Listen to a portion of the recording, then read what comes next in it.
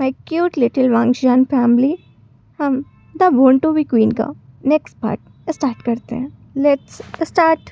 Wing और वांग जी बगीचे में बैठे थे। वांग जी विंग के कंधे पर झुका हुआ था, जबकि विंग धीरे धीरे उसके हाथ को सहला रहा था। विंग जानता है वांग जी भी कठिन परिस्थिति में है। एक उसका बेटा है तो दूसरा उसका दोस्त है। उसे किसके साथ रहना चाहिए और किसका पक्ष लेना चाहिए। वांग जी ने धीमी आवाज में कहा, मैं उनमें से किसी को भी नहीं छोड़ सकता, वो दोनों मेरे लिए अनमोल हैं। वहीं विंग ने वांग जी की ओर देखा और कहा, तुमसे किसने कहा उन्हें छोड़ दो। वांग जी ने भी विंग की ओर देखा, पूछा तभी विंग ने कहा, एक पिता के रूप में आपको प्रिंस के साथ रहना है और एक मित्र के रूप में आपको जनरल वेन्निंग के साथ रहना है। केवल सिजोई ने ही अपना मेट नहीं खोया है, बल्कि जनरल वेन्निंग भी पीड़ित हैं। आपको उनसे जाकर बात करनी चाहिए। उनके पास आपके अलावा कोई नहीं है। वांग जी रुक गया, लेकिन फिर विंग को देखते हुए उसके होठों पर एक मुस्कान आ गई। वह वास्तव में अपने जीवन में विंग को पाकर धन्य है। उसने विंग की हथेली पर किस किया और कहा, थैंक यू। वहीं विंग ने एक कंफ्यूजन लुक से उसकी ओर देखा और पूछा, क्यों? वांग जी ने धीरे से कहा, इतने लंबे समय तक मेरे साथ रहने के लिए थैंक यू। भले ही मैं आपके लिए एक अच्छा व्यक्ति नहीं हूँ। विंग हंसा और उसने कहा, आप इसकी सराहना कर सकते हैं, लेकिन अब आपको जाकर जनरल वेलिंग की भी जांच करनी चाहिए। मैं प्रिंस के साथ रहूँगा। वांग जी ने अपना सिर हिलाकर सहमति दी। उसने विंग के फोरहेड पर किस किया और वहां से चला गया। वहीं विंग, उसने एक गहरी सांस ली। उसने कुछ मम्बल करते हुए अपनी आंखें बंद कर ली। वांग जी वो चेरी ब्लॉसम पवेलियन की में प्रवेश किया और एक विशिष्ट कमरे की ओर चला गया। उसने कमरे में प्रवेश किया और देखा एक अल्फा कपड़े के एक टुकड़े को गले लगाए हुए फर्श पर लेटा हुआ है।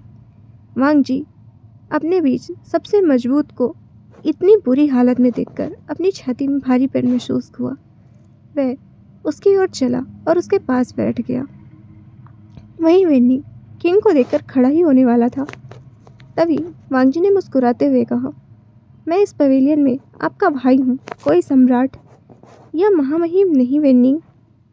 अब मैं तुम्हारा भाई हूँ। वहीं वेन्नी, उसकी आंखों में आंसू आ गए। उसने कहा, मुझे तुमसे नफरत है। वांग जी वेनिंग की ओर देखते हुए मुस्कुराया। फिर उसने वेनिंग के हार्ट की ओर इशारा किया और कहा, क्या अब यहाँ दर्द हो रहा है मूर्ख? वेनिंग ने सिर हिलाकर सहमति दी। वांग जी ने एक दुखी मुस्कान से कहा, खैर अब कोई बात नहीं, तुमने तो पहले ही उसे अस्वीकार कर दिया। मुझे जल्द से जल्द किसी योग्य व्यक्ति को ढूंढने की ज़रूरत है। वहीं वेनिंग ने कहा, क्या वो ठीक है? वांग जी ने उसकी ओर देखा और कहा, वह भी सो रहा है। वेनिंग को एक स्माइल दी और कहा, वेनिंग, इसमें तुम्हारी कोई गलती नहीं है। अपने आप को दोष देना बंद करो। क्या तुम कर सकते हो? वेनिंग चुप रहा। फिर उसने नीचे देखते हुए कहा, आई एम सॉरी। तभी वांग जी ने कहा, यह तो होना ही था। आखिरकार ये सब मून गॉडेस ने ही तय किया है।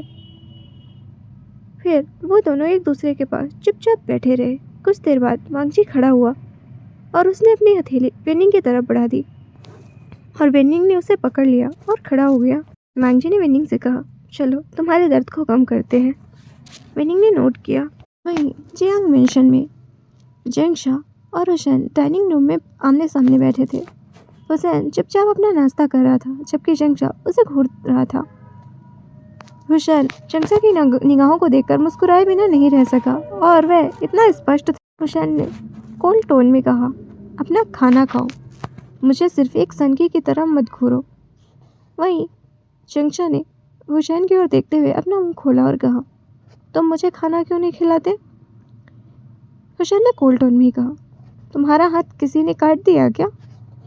वहीं जेंगशा ने अपना मुंह फुलाते हुए कहा, क्या तुम इस तरह एक असभ्य और कठोर पत्नी की तरह व्यवहार करना बंद नहीं कर सकते? हुसैन ने जेंगशा को एक डल लुक दिया और वहां से चला गया।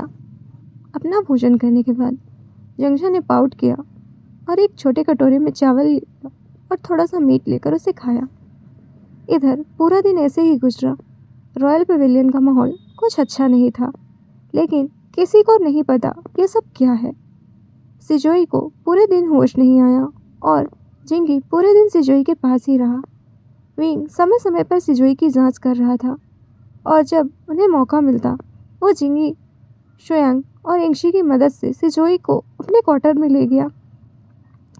और इस तरह पूरी रात हो चुकी थी, लेकिन वांगजी अभी तक वापस नहीं आया और विंग उसका इंतजार कर रहा था। विंग अपनी खिड़की पर लीन हुआ और उसने कहा, किंग आप कहाँ हैं? मैं आपका इंतजार कर रहा हूँ।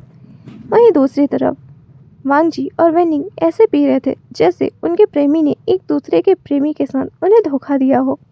जंगशा उन्हें निराश चेहरे से देख रहा था और जुशुआन आज हुई घटना से पूरी तरह से भ्रमित था। खैर, वांगजी ने जंगशा को सिर्फ अपने पीने के साथी के रूप में बुलाया था और जंगशा सम्राट के आदेश की अवहेलना करने वाला कौन होता है, और अब वो यहाँ था। जंगशा ने आह भरते हुए कहा, मैं सिर्फ 2 दिन के लिए लापता था और यह सब कुछ पहले ही हो गया। तभी वांगजी ने वेनिंग को गले लगाते हुए कहा, वेनिंग उदास मत हो, अगर तुम उदास होगे तो यहाँ दर्द होता है। उसने अपने दिल की तरफ इशारा किया। वेनिंग ने अपनी आंसू भरी आंखों से वांगजी की ओर देखा और कहा, मुझे नफरत है तुमसे और मुझे तुम्हारे बेटे से भी नफरत है। वहीं वांगजी ने वेनिंग को खुद से दूर किया और कहा, बहुत अधिक नफरत तुम्हारे स्वास्थ्य के लिए अच्छी नहीं। क्या तुम भूल गए मैं सम्राट हूँ? वेनिंग ने वांगजी की ओर देखा और कहा, लेकिन आपने ही तो कहा था कि आप मेरे भाई हो, आपने फिर से मुझे धोखा दिया। वहीं जंगशा ने एक आह भरी और कहा, तुमने उसे अस्वीकार क्यों किया? उन दोनों ने एक साथ ही जंगशा की ओर देखा और कहा, क्योंकि वह नरक की तरह दर्द कर रहा था। वहीं वेनिंग ने वांगजी की बाह को गले लगाया और रोने लगा, जबकि जुशुआन और जंगशा उन्हें घूर रहे थे। उन्होंने कभी भी पूर्व ससुर और पूर्व दामाद को इतने करीब नहीं देखा था। वहीं विंग के क्वार्टर में विंग ने दरवाजा खुलने की जब आवाज़ सुनी तो उसने पीछे मुड़कर देखा। उसने वांगजी को देखा जो बहुत नशे में था और लड़खड़ा रहा था। विंग उसकी ओर गया और उसे कंधे से पकड़कर बिस्तर पर लिटा दिया। विंग ने वांगजी को बिस्तर पर लिटाया और खुद उसके बगल में लेट गया। उसने वांगजी से कहा, तुम्हें पता है मेरा पेट इन दिनों बहुत दर्द कर रहा है, शायद मैं इससे बच नहीं पाऊंगा। वहीं वांगजी जो नशे में था उसने विंग को गले लगा लिया। तभी विंग ने कहा, क्या आप जानते हैं मैं इस युग से नहीं हूँ, मैं असली बेपुशियान भी नहीं हूँ। पर वांगजी ने मम्मल करते हुए उसे गले लगाया और कहा, तुम मेरे विंग हो। विंग मुस्कुराया और उसने कहा, हाँ मैं हूँ, लेकिन मेरी एक और पहचान है। मैं आधुनिक युग से हूँ। मुझे अपना फ़ोन और टीवी बहुत याद आता है, मेरा आरामदायक बिस्तर और आलीशान, लेकिन मुझे तुम्हारी सख्त चेस्ट और अधिक पसंद है। जिन्हें अपनी आंखें खोली और विंग की ओर अपनी हिरणी जैसी आंखों से देखते हुए बोला, तो क्या फिर तुम एक फेरी हो? विंग मुस्कुराया और उसके होठों पर किस करते हुए बोला, नहीं मैं कोई फेरी नहीं हूँ। वांगजी स्माइल किया और बोला, तुम मेरे बनी हो। तभी विंग ने कहा, मेरे पास मेरी माँ, पिताजी, मेरे बड़े भाई और बहन है। उनमें से मेरे पिताजी मुझे सबसे अधिक प्यार करते हैं और फिर मेरे बड़े भाई। विंग को उदास मुस्कान के साथ कहा, मेरी माँ मुझे थोड़ा कम प्यार करती है, लेकिन मेरी बहन मुझे 1 सेकंड के लिए भी बर्दाश्त नहीं कर सकती। मैं भी उससे नफरत करता हूँ। मैं बहुत स्वार्थी है, हमेशा अपने बारे में ही सोचती रहती है। तभी वांगजी ने मम्बल किया, हर कोई स्वार्थी है। विंग ने कहा, मुझे पता है। विंग अपने पिछले जीवन के बारे में वांगजी से सब कुछ कहता रहा, जो अपनी माँ की बातें सुने बिना ही अपने स्वप्न लोक में चला गया था। अगली सुबह सिजोई के क्वार्टर में सिजोई ने धीरे धीरे अपनी आंखें खोली और अपनी दाईं ओर देखा। जिंगी उसकी ओर देख रहा था, उसका हाथ पकड़कर रखा था। सिजोई ने अपना हाथ जिंगी के हाथ से खींचा और दूसरी ओर देखा। तभी जिंगी ने धीरे से कहा, अब आपको कैसा लग रहा है? क्या अभी भी दर्द हो रहा है? तभी सिजोई ने कहा, मेरा पूरा शरीर जल रहा है, मैं बहुत परेशान करने वाला है। फिर उसने जिंगी की ओर देखा और कहा, मैं कोल्ड वाटर में स्नान करना चाहता हूँ। तभी जिंगी खड़ा हुआ और वहाँ से जाने होते हुए बोला, मैं भी नौकरानियों बुलाता। वो जाने ही वाला था सिजोई ने उसका हाथ पकड़ लिया तो जिंगी ने उसकी ओर देखा। तभी सिजोई ने कोल्ड टोन में कहा, हमारे जासूस से कहो वो राजकुमार लान जी पर नजर रखे और उससे कहो, शैडो वार्ड से कहो कि वो मेरे पिता और पत्नी विंग का अब और पीछा ना करें और जासूस को जिंगसी से हटा दो। जिंगी ने बस नोट किया। उसने अपनी भौहें सिकोड़ते हुए सिजोई से पूछा, क्या अब तुम सम्राट नहीं बनना चाहते? तभी सिजोई ने मुस्कुराते हुए जिंगी की ओर देखा और कहा, मेरे पिता को अभी बहुत दूर तक राज करना है, फिर जल्दी क्या है। जिंगी वो किया और वहां से चला गया। वहीं सिजोई अपने बोल को पुकारने लगा और उसने कहा, आई एम सॉरी, प्लीज़ मुझसे बात करो, प्लीज़ मुझसे बात करो। पर उसके वोल्फ ने एक बार भी कोई रिएक्शन नहीं दिया। इधर बगीचे में हाइक्वान, हनवल, जे, चिंग और डे सभी बगीचे में बैठकर बातचीत कर रहे थे और चाय का आनंद ले रहे थे। भाई बहनों के बीच संबंध बहुत बेहतर हो गए हैं। वो हर रोज एक दूसरे से नहीं मिलते। वो एक दूसरे से मिलने पर ना मिलने पर अकेलापन महसूस करते हैं। वहीं एचा, एजिन और युआन थोड़ी दूरी पर एक दूसरे के साथ खेल रहे हैं। तभी चिंग ने आँख भरते हुए कहा, सिजोई क्यों नहीं आया? वहीं जे सिजोई का नाम सुनकर चौंक गया और उसने अपने आप से कहा, कुछ मत कहना जे, कुछ भी मत कहना, प्लीज से अपना मुंह बंद रखो। वहीं जे के बारे में एक बात है, वह रहस्य रखने में बहुत बुरा है। जब तक वह किसी के साथ रहस्य को साझा नहीं करता तब तक वह अपने पेट में शांति महसूस नहीं करता। जे समय समय पर उसे चुटकी काट रहा था। वो खुद को याद दिला रहा था कि उसे सिजोई का नाम नहीं लेना है। वहीं हनवल ने जे के इस असामान्य बिहेवियर पर को देखा और पूछा, क्या तुम ठीक हो? ये सुनते ही चिंग ने पीछे की ओर देखा और पूछा, क्या हुआ? सभी ने जे से पूछने, क्या हुआ भाई? तभी हाइक्वान ने पूछा, तुम्हें क्या हुआ? तभी जे ने अपने आप से कहा, प्लीज तुम लोग मेरी तरफ ऐसे मत देखो, ना मुंह बंद नहीं रख पाऊंगा। पर इससे पहले कि उनमें से कोई भी कुछ आगे पूछ पाता, तीनों छोटे बच्चे उनकी ओर दौड़ते हुए आए। एजिन ने हाइक्वान के पास जाकर बैठ गया। वहीं युवान चिंग पर कूद पड़ा और उसके गले लग गया, जबकि एचा हनवल के पास जाकर बैठ गई। चिंग ने युवान को गले लगाया और उसके बालों को सहलाते हुए उसे खाना खिलाना शुरू कर दिया, क्योंकि तीनों ने कहा कि वो भूखे हैं। जे ने राहत की सांस ली। वह अपने भाई बहनों के साथ खुशी खुशी खाना शुरू कर दिया, यह सोचकर कि वो भूल गए कि वो क्या पूछने वाले थे। वहीं हनवल ने अपने मन में सोचा, कुछ तो गड़बड़ है। वो बस जे की ओर देख रहा था। वहीं जे, जो बिना किसी चिंता के खुशी से खाना खा रहा था। वहीं सिजोई के क्वार्टर पे सिजोई अपना नाश्ता कर रहा था। चिंगी उसके सामने बैठा था और समय समय पर उसे पूछ रहा था कि उसे कुछ चाहिए या नहीं। यह देखकर कि जिंगी कितना ख्याल रखने वाला है, सिजोई सोच रहा था कि जिस तरह से जिंगी ने उसका इस्तेमाल किया, उसके साथ व्यवहार किया और उसके बाद यह स्पष्ट रूप से उससे इतना प्यार, देखभाल और सम्मान पाने का हकदार नहीं है। सिजोई ने कोल्ड टोन में कहा, क्या तुम मुझ पर नाराज या निराश नहीं हो? नहीं, जिंगी ने एक उज्जवल मुस्कान के साथ कहा, मुझे क्यों होना चाहिए? तुमने उसे अस्वीकार किया है, यह तुमने बहुत अच्छा किया।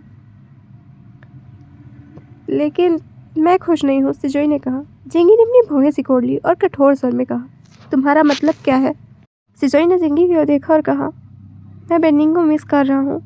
वहीं जिंगी, उसने अपनी मुट्ठियाँ कस ली। उसकी आंखें गुस्से से लाल हो गईं।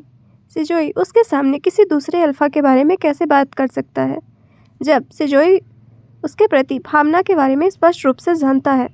वह इतना कड़वा और कठोर कैसे हो सकता है? वह स्वार्थी कैसे हो सकता है? लेकिन कोई फर्क पड़ता है क्या? सिजोई के लिए जिंगी की भावना कभी नहीं मिटेगी, कभी नहीं। जब जिंगी को किसी ऐसे व्यक्ति की आवश्यकता थी जो उसे नरक के अंधेरे के गड्ढे से बाहर निकाल सके, तो सिजोई उसका फरिश्ता बनकर वहां आया। और अब जबकि उसका फरिश्ता रो रहा है तो उसकी आंखों से खून के आंसू बह रहे हैं, और वह ऐसा नहीं होने देगा, भले ही उसे अपनी भावना का त्याग करना पड़े। सिजोई के प्रति वो अपना प्यार, फिर भी वो सिजोई को खुशी देखेगा। जिंगी ने एक दुखी मुस्कान से कहा, आपको उस बंधन को संजोकर रखना चाहिए जो आपके पास था। जब आपको अस्वीकार करने वाला था तब आपने मना क्यों नहीं किया?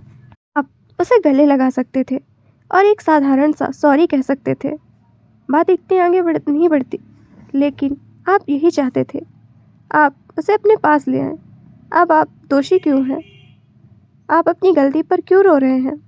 जिंगी ने कमर में मुस्कान के साथ कहा, आपने ऐसा कभी नहीं किया मास्टर।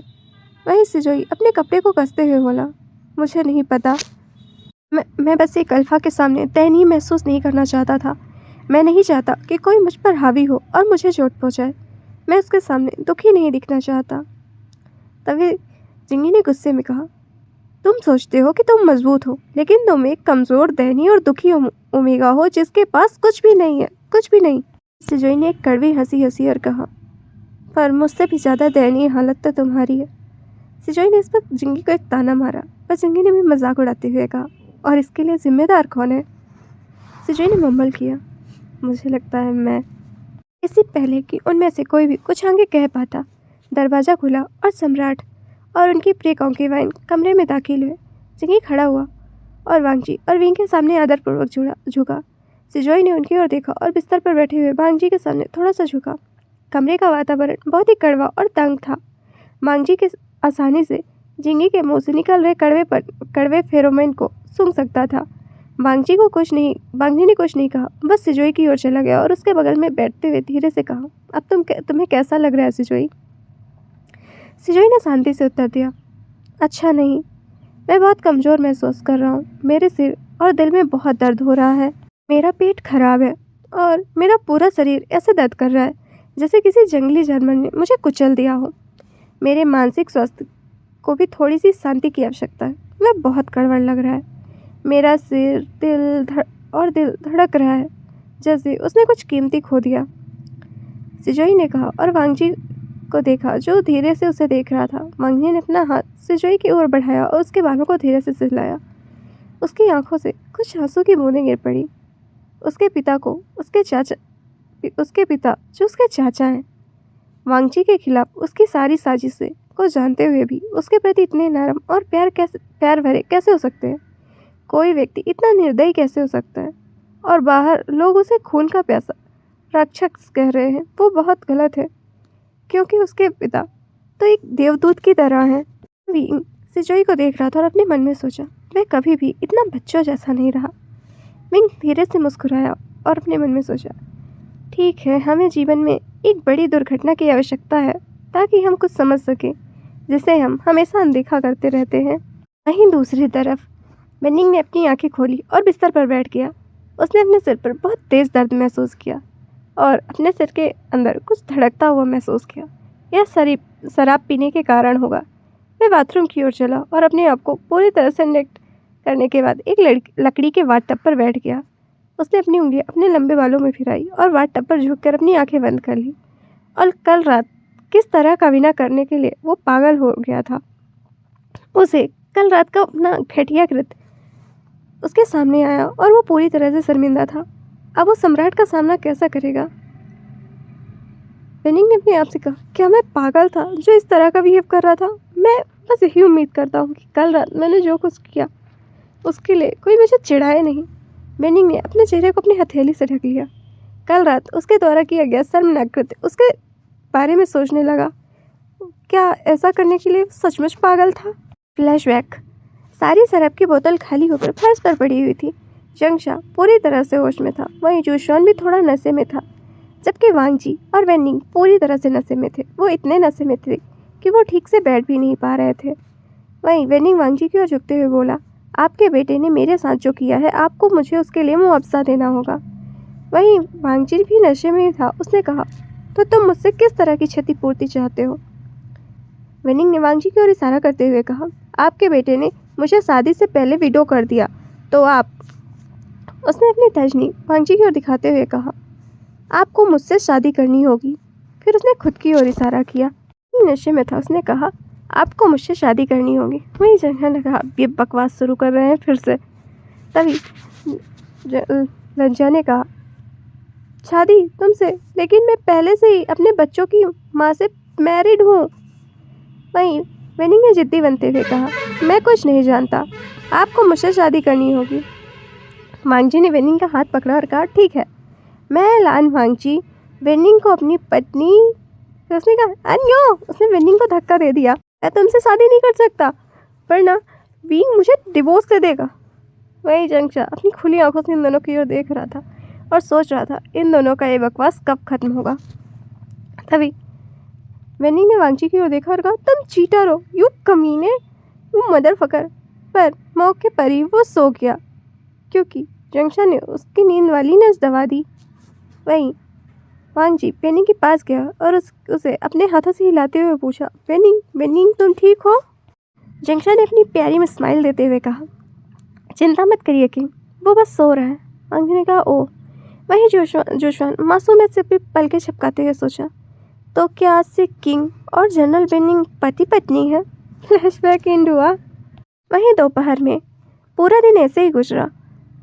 किसी को भी सिजोई की हालत के बारे में कोई अंदाजा नहीं था क्योंकि वांगजी जानता है अगर किसी को पता चल गया सिजोई एक ओमेगा है तो बहुत बड़ी मुसीबत हो जाएगी। ऐसा लगता है कि कोर्ट में हर कोई उसके प्रति वफादार है, लेकिन नहीं, वे उसके प्रति वफादार नहीं हैं, वो उससे डरते हैं।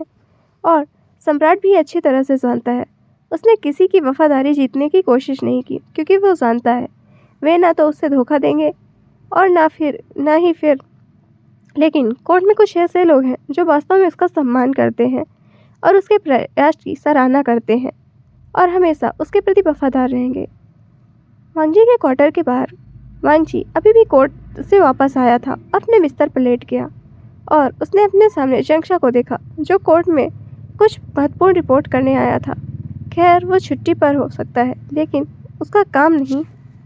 वांगजी ने जंगशा से कहा, जंगशा तुम अपने हस्बैंड को यहाँ क्यों नहीं ले आते? जंगशा ने मुस्कुराते हुए कहा, मैं तो चाहता हूँ किंग, लेकिन मुझे डर है मेरा हस्बैंड इससे सहमत नहीं होगा। वांगजी ने कहा भरी और कहा, उससे कहो मैं बदल गया हूँ, मुझे अब सचमुच तुम्हारी ज़रूरत है, बहुत सारी चीज़ें गड़बड़ हो रही हैं। उसने अपनी हथेली से अपना चेहरा रगड़ा। तभी जंगशा ने कहा, मैं आज उससे बात करूँगा। वांगजी ने कहा, थैंक यू। विंग के क्वार्टर में विंग अपने पेट को सहलाते हुए लेटा था। दोपहर से ही उसे कुछ मसालेदार खाने के बाद पेट में दर्द हो रहा था क्योंकि उसे इसकी तलब थी। अब शुयांग चुपके से फिजिशियन को बुला नहीं गया है। पीछे का दरवाज़ा खुला और फिजिशियन शुयांग के साथ अंदर आया। फिजिशियन ने विंग को बो किया। विंग उठकर बैठा और उसकी ओर देखते हुए कहा, मुझे पेट में दर्द हो रहा है, मेरा बच्चा ठीक है? उसने रोती हुई आवाज़ में कहा, मेरे बच्चे को कुछ भी नहीं होना चाहिए, है ना? फिजिशियन ने नोट किया और कहा, योर हाइनेस, आपके बच्चे को कुछ नहीं होगा, क्या मैं आपकी नब्ज की जांच कर सकता हूँ? विंग ने सिर हिलाकर सहमति दी। विंग ने अपना हाथ बढ़ाया और फिजिशियन ने उसके हाथ को पकड़ा। वहीं एंगशी विंग की कलाई पर एक रुमाल रख दिया और फिजिशियन विंग की नब्ज की जांच करना शुरू कर दिया। उसने विंग की ओर देखा और कहा, सब कुछ ठीक लग रहा है। तभी विंग ने चिंतित स्वर में कहा, फिर मुझे पेट में दर्द क्यों हो रहा है? तब फिजिशियन ने कहा, शायद इसीलिए कि आप गर्भावस्था के दौरान कुछ ऐसा खा रहे हैं जो आपको नहीं खाना चाहिए और आपका स्वास्थ्य भी अच्छी स्थिति में नहीं है। मेरा सुझाव है आपसे आप हल्का भोजन ही करें। विंग ने सिर हिलाया और राहत की सांस ली। उसने कोमल मुस्कान के साथ अपने पेट को सहलाया और कहा, थैंक यू, तुम ठीक हो बेबी। इसके बाद फिजिशियन ने कुछ दवा दी और शुयांग ने उसे गुप्त रास्ते से उसके घर ले गया और कुछ दिन ऐसे ही बीतने लगे।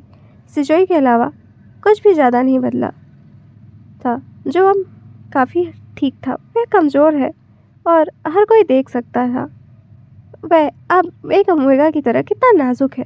लेकिन किसी ने कुछ नहीं कहा क्योंकि सभी जानते थे सिजोई एक अल्फा है। वेनिंग ने खुद को सिजोई से दूर कर लिया क्योंकि उसे पता है कि इससे उनके बिस्तर तक उन दोनों को चोट पहुंचेगी। जिंगी ने भी इसके बाद सिजोई पर कोई दबाव नहीं डाला है। सिजोई के लिए एक आदर्श गुलाम की तरह है जो बिना कुछ कहे कुछ भी कर सकता है। सिजोई ने भी अपने दिमाग को आराम दिया और वह उस चीज़ का आनंद ले रहा है जो हमेशा उसके दिल की गहराइयों से करना चाहता था। जंगशा ने अपनी हस्बैंड से बात की। वह चाहता है कि वो आए और उसके साथ वहाँ रहे, पर कोई फ़ायदा नहीं। वांगची की हुसैन पर पहली व्यक्ति मौत से भी भयानक थी। एक आदमी इतनी सारी कॉन्क्यूबाइन के साथ कैसे रह सकता है? हुसैन के लिए यह देखना भी घटित है। हुसैन अभी भी विश्वास नहीं कर सकता कि सम्राट सिर्फ एक ओमेगा के साथ रहने के लिए तैयार है। वहीं अल के माध्यम से जंगशा ने उसे समझाने की भी कोशिश की, लेकिन कोई फ़ायदा नहीं हुआ। इसीलिए जंगशा एक सप्ताह में सिर्फ 2 बार ही अपने घर जाता है। विंग अपने महल के बाहर टहल रहा था। वह बगीचे के सुंदर फूलों की तरह जिसे हर कोई प्यार करता था। समय बीतता गया और विंग की गर्भावस्था के शुरुआती 9वें महीने में था, लेकिन वांगजी वहां नहीं था क्योंकि उसे कुछ परेशानी के लिए क्षेत्र की दक्षिण सीमा पर जाना था। अन्य देश के लोग उस पर हमला करने का दुस्साहस दिखा रहे हैं और उसे अब उन्हें अपने हाथों से संभालना होगा। विंग ने मुंह बनाते हुए कहा, प्रेग्नेंट होना भी बहुत कठिन है, अब चलना भी कठिन हो रहा है। तभी सिजोई ने हंसते हुए कहा, बस कुछ और दिन माँ। वो उसके साथ चल रहा था। विंग ने मुंह बनाया और कहा, मैं दोबारा प्रेग्नेंट नहीं होने वाला। वहीं सिजोई ने एक तेजी स्माइल देते हुए कहा, पर यह तो फादर पर डिपेंड करता है। तभी विंग ने कहा, मैं रिग्रेट कर रहा हूँ कि मैंने तुम्हें तुम्हारे पर्सनल जोन से बाहर कर दिया। वहीं सिजोई हंसा और कहा, आप और भी सुंदर और प्यारे हो गए हो। विंग ने कहा, भगवान मुझे इतना बूढ़ा भी मत बनाओ। तभी सिजोई ने कहा, ठीक है, जरूर नहीं करूँगा। सिजोई के ठीक पीछे चलते हुए जिंगी उन दोनों की ओर देखा और एक हल्की मुस्कान से खुद से कहा, तुम्हें खुश देखना मेरे लिए काफ़ी है। विंग और सिजोई खुशी खुशी बात करते हुए बगीचे पे टहल रहे हैं। अभी 3 छोटे बच्चे दौड़ते हुए उनके पास आए और सावधानी से गले लगा लिया ताकि उसकी छोटी बहन या भाई को चोट न पहुंचे।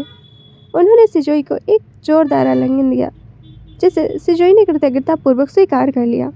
विंग की मुस्कुराहट एक उदासी में बदल गई जब उसने अपने पेट में एक हल्का दर्द महसूस किया, लेकिन उसने जो सोचकर उसे नज़रअंदाज कर दिया कि यह सामान्य बच्चे की किक है। लेकिन जब दर्द तेज हो गया तो उसके माथे पर पसीना आ गया और विंग नियंत्रित नहीं कर सका। उसके मुंह से दर्दनाक चीख निकल गई और सभी व्यक्ति को पता चला कि अब समय है, लेकिन चिकित्सक द्वारा बताई गई मूल तिथि से पहले है। यह बहुत जल्दी था, जैसे कि यह 12 दिन पहले था और सभी चिंतित हो गए।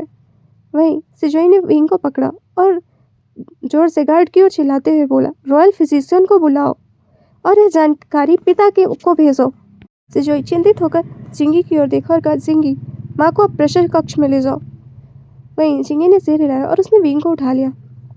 वहीं विंग अपने पेट को पकड़े हुए था, उसे बहुत दर्द हो रहा था। वो चिल्लाहट इतनी तेज थी कि महल के आसपास सभी लोगों ने तुरंत खबर फैल गई। सिजोई ने चिंतित होकर जिंगी से पूछ के पीछे भागा। उसके पीछे वो तीनों छोटे बच्चे जिनकी आंखों में आंसू थे। दक्षिणी सीमा की ओर वांगजी ने भौहें सिकोड़ी और कुछ कागज की जांच कर रहा था जो बड़े क्षेत्र में भेजे गए थे। वे बातचीत के पत्र थे। क्या उन्हें लगता है कि वे इतनी आसानी से अपने साम्राज्य के लोग को चोट पहुंचाने से छुटकारा पा सकते हैं? कितना मूर्खतापूर्ण है। वांगजी सोचकर उपहास कर रहा था। तभी जुशुआन वहां दौड़ते हुए आया और उसने हाँफते हुए कहा, किंग। वांगजी ने भौहें और तेज से सिकोड़ी और पूछा, क्या तुम ऐसे क्यों भाग रहे हो? क्या उन कमीनों ने हम पर हमला किया?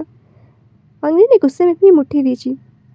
वही जंगशा ने अपनी तलवार आगे की और कहा, हम हमले पर उनसे हावी रहेंगे। निंग ने भी अपनी तलवार पकड़ ली, पर उसने कहा, मैं वास्तव में युद्ध के पक्ष में नहीं हूँ। तभी जोशुआन ने हाँफते हुए कहा, उपपत्नी विंग।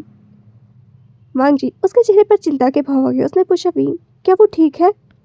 तभी जोशुआन ने अपनी जोर से सांस लेते हुए कहा, उन्हें प्रसव पीड़ा शुरू हो गई है। वही वांगजी उसके हाथों से कागज गिर गया। वो कमरे से बाहर जाते हुए बोला, हम अभी वापस जा रहे हैं। युद्ध को यहीं नियंत्रित करो और स्थिति को नियंत्रण में करो। सिजन ने मम्बल किया, ये अच्छा है कि अब मैं खुद को एक और ब्राइट के अंकल बनने के लिए खुद को तैयार कर लूँ।